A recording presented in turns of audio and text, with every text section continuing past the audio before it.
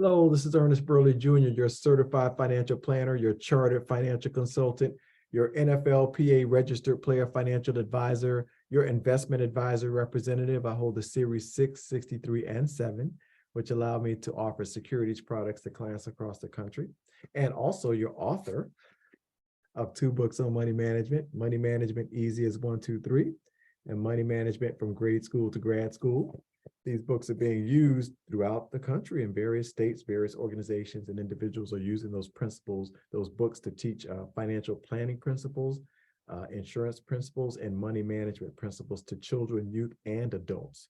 So I ask that you go to Amazon. They're available at Amazon. I have some in my office here also, or at various venues when I'm speaking. I have them there for purchase also. But I ask that you go to Amazon, flood Amazon, and ask them for cases of the books. So you can give them to family members or what have you, right? I appreciate the support of those who are already doing it. And I thank you in advance for those who are going to do it. I heard they're pretty good books. All right, so in addition to that, I'm also a licensed insurance agent. So I have over 30 years of experience in the industry, and I've been in business over 25 years, right? Great experience. By me saying great experience, it's been a great experience for me, but I do have great experience too, right? But it's been a great experience for me to help people out in the arenas of financial services and insurance for well over 25 years. So really love doing that. So my areas of expertise, my specialties are wealth management. So investing, whether it be IRAs, 401k plans, simple IRAs, retail accounts, portfolios, things of that nature. Also asset protection, so protecting the things that you've already accumulated, as well as asset growth. So strategically trying to grow what you have accumulated thus far. Financial planning, whether it be comprehensive financial planning or basic financial planning, different strokes for different folks, right? And also insurance, all different types of insurance, whether it be auto insurance, homeowners insurance, renters, condos, church policies, life insurance, long-term care, disability policies, professional liability, contractors, jewelry, investment properties, the whole 9.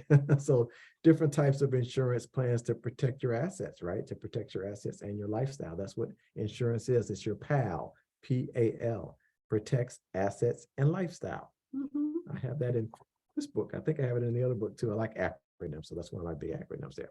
And also athlete management. So I'm an NFLPA registered player financial advisor on the NFL side. On the NBA side, I'm an NBPA certified player agent. So I can get your guy opportunities to get in front of some agents, I'm an agent, some scouts, some GMs. If they have that talent, I can put them in front of NBA teams. And also overseas. So I have connections overseas too for individuals who that might be the way, because I'm FIBA licensed also. Okay. Now, the purpose of this podcast is to empower you, to enlighten you, to educate you with clear, concise, objective information, unbiased information, so you can make some great decisions for yourself and for your family. That's what it's all about. Okay. So we're going to jump right on into this podcast, right? I'm getting a little off. I was supposed to do a life insurance podcast because I have life insurance FAQs. And someone did send me a question last week from the FAQ podcast. So I appreciate that. Continue to send the questions. I can add questions on to the future FAQs. But today's podcast is titled Life Insurance or Retirement Plan. So life insurance or retirement plan. Which one are we going to contribute to? That's what I mean by life insurance or retirement plan. So I'm still coming across like a lot of people who are being preyed upon by life insurance agents. That's why this whole podcast is for you guys, right? So what I'm realizing and what I'm seeing still is that a lot of life insurance agents are trying to make big commissions instead of just trying to look out for the best interest of their clients, right? So that really pisses me off. I mean, yeah, I said it pisses me off, right? Sorry, Mom. But it's very agitating, right? So just look out for the best interest of your clients, and more clients will come, right? Don't do things that are not in your client's best interest, because this stuff that I'm hearing out there is not in your client's best interest. And I think a lot of people know this. Some people don't know any better, but a lot of them know, right? Some people are referred to me early and they receive the objective, clear information and the explanation of what they're being sold or a sales pitch.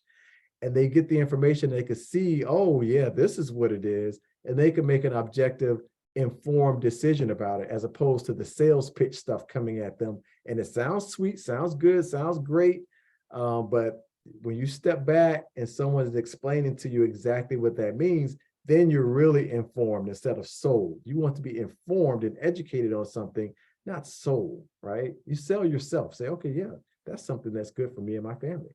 Not someone just beating you over the head with it and say, hey, this is for you. You need to get this. Get the information, and then you make the decision from there, okay? Now, sometimes they get to me early. They get the information like, yeah, that is not what I thought it was, or that's not for me. Sometimes people are already in it and they've realized they made a big mistake. So they get to me too late. Someone's referred them to me after they've actually got into it. Now, if they've just gotten into something like this, sometimes they can get out with just very little pain. But if you've been in it for a little while, as a matter of fact, I just talked to someone who's been in it for a little period of time, and it, it's kind of painful to try and get out of that situation, right? So here we go. Here are big three. I'm going to call this the big three, right? Now, there are more warning signs than this, but these are three big ones right here that I continue to see over and over again. And I'm like, okay, just kind of look out for these signs. And if you see this, run in the other direction. All right. So sign number one, and they're in no particular order. Sign number one, if a life insurance agent is calling himself or herself a financial advisor, but they don't have the credentials or they don't have the expertise or the certifications, run in the other direction, right? And I've talked about this before. Just about anybody can call themselves a financial advisor, really, unfortunately. So sorry. But financial advisor is a real thing. There are legitimate financial advisors out there. So financial advisors are normally narrow in their focus. So a life insurance agent could be a financial advisor just in life insurance. They're just talking about life insurance, or like an investment person. So a financial advisor normally is kind of slotted in one particular area, and that's where their focus is, right? That's the way that normally goes. Now, if you're looking for a holistic approach or comprehensive approach to see how look at your total situation and to see how something will fit into your situation, then you want to look at a financial planner, a good qualified financial planner, because what you want to do is see how this thing fits into your puzzle. You don't want to get it and say, okay, well, how does my puzzle fit around this thing now? No, your puzzle is here, and what fits into your puzzle, what fits into your financial picture, right? That's the way you do it. Not get it and then say, oh, how is this going to work in my total financial picture? No, you don't do it that way. So now here's the thing. Just about anybody can call themselves a financial planner too. So you have to do your due diligence there. But the financial planner is going to give you the holistic approach, a comprehensive approach, and take a look at all aspects of your financial situation as opposed to a narrow focus on one thing. You want to see how everything fits together and works together. So, just about anybody can call themselves a financial planner. So you have to do some due diligence and look to see what kind of certifications they have, experience they have, if they're in the choir, so to speak. Are they a certified financial planner? Are they a chartered financial consultant? Are they, so there are other certifications and designations out there. So those are the top two: CFP professional and a chartered financial consultant. Those are like kind of a couple of top ones in financial planning, in the financial planning industry. But a person can be a good financial planner and not have those designations, but you want to make sure they're singing from the choir, right? I did a podcast on the choir. I'm big on acronyms. That's another one of my acronyms, CHOIR, choir. So the C in choir, I'm not going to go over it in detail because I did that on the podcast, but the C in choir stands for credentials or certifications. Ideally, you want them to have some type of credential or certification to show that they have some type of expertise in a particular arena, right? The H in choir stands for hours of experience. So I couldn't think of an H word for experience. So there you go. How many hours of experience? How long have they been doing it? How many years have they been doing it? Because it makes a difference, right? I mean, I had one client, she was referred to me out of New York, as a matter of fact. Someone referred her to me because this guy just got out of school and sold her all this stuff. And it sounded good to her, but he was fresh out of school and just selling her product. That's what he was doing. And she didn't need any of that stuff that he sold to her, really. But anyway, so the H in acquire stands for hours of experience. The O is objective. So this is what kicks a lot of people out of the bucket because they're not objective. They have this one product or service that they sell, and they're going to try and fit everything into that. If you tell them, hey, I'm trying to save for retirement, oh, life insurance. Trying to buy a car next year, life insurance. You know what? I'm trying to put my child through school, life insurance. Come on, man. So they need to be objective. If it's not something that fits in their wheelhouse, ideally, they should say, hey, that's not something that fits. You know, this is not for that. But 9 times out of 10, they're trying to cram you into a policy, okay? The I stands for independent. So ideally, you want a person to have different products and services they can offer you as opposed to just one company. It's okay to look at this, a person who just offers one company, but then you also want to have someone who can research multiple companies for you because different companies have different advantages, different things, different services, different products, different features. So you want to see what's in your best interest, and just looking at one company that's definitely not the way to go, right? We all know that, right? The R inquire stands for regulated. So of course you want to make sure the person's regulated, to have some type of oversight, which that person does. If they have licenses and credentials, they have some type of oversight over them, and you want them to have a good reputation. So that's it. So that's point number one. Make sure if a person is telling you they're a financial advisor, that they have the credentials to back that up, that they have a record and a history of helping people with their total financial picture, not just life insurance, which I'm not knocking life insurance agents at all. I'm just saying, don't call yourself a financial advisor if you're not a financial advisor, if you're just trying to sell a life insurance product, okay? Point number two, if someone is telling you to contribute to a life insurance policy instead of your retirement plan, run in the other direction. It's like either they're looking out for their own best interest, looking out for a big commission check, which, hey, I have no problem with people getting paid for what they do. You go to work, you want to get paid, right? So I have no problem with that whatsoever, right? But when you're doing things that are not in people's best interest, I have a problem with that. When you're doing that for your own pocketbook, that's a problem. So you should definitely get paid for the services and the products that you offer to clients, but hopefully they're in the client's best interest. So if a person is telling you, hey, put money into this life insurance policy and forego putting money into your retirement plan, your 401k, your TSP, your 403b, your IRA, because they're not as good as a life insurance policy, putting your cash in the life insurance policy. Instead, you run in the other direction. That's another pitch. That's another sales point for this, group of people out there. Okay. So either they are looking out for themselves, not for your best interest, or they don't know what they're talking about. Either way, it's bad for you, right? If they are looking out for their own best interest and not your best interest, that's bad for you. If they don't know what they're talking about, that's bad for you too. So run in the other direction if you come across this point number two. If a person is telling you to contribute to a life insurance policy instead of your retirement plan. Point number three, if someone is trying to talk you into finding some kind of way to contribute a large sum of money in a life insurance policy, even though it doesn't fit in your budget, run in the other direction.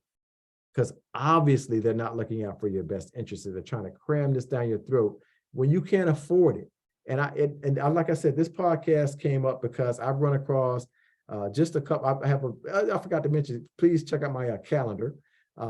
Because I have a lot of speaking engagements where I'm involved with workshops over the next few weeks. So please go to my calendar on my website, ernestburleyjr.com or ernestburley.com. Go to the calendar or event calendar, and you'll see the various places, the various venues I'll be at over the coming weeks.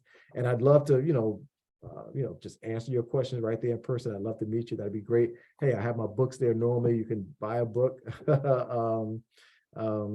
If you're at certain venues, it depends. So,